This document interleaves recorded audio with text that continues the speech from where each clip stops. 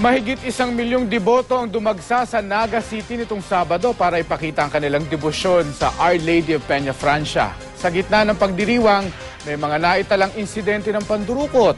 May isa pang lalaking inakalang nalunod sa ilog. Makibalita tayo kay Avril Dahan ng GMA Bicol.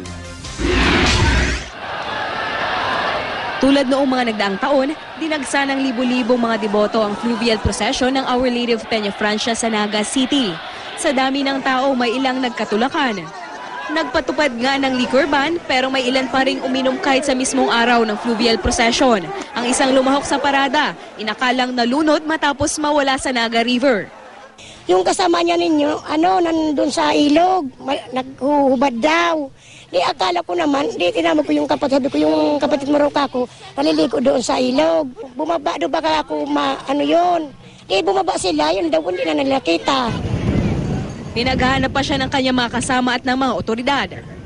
Pero matapos ang mahigit 20 oras, kusa siya nagpakita sa pulisya para kumpirmahin buhay pa siya.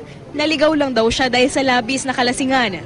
Buhay po ito and ito po nga sa ang pangyayari kang makuha po ito na pag-araman na nagpaingalo pa po ito sa sarong presinto tadigdi sa Laog kang Naga.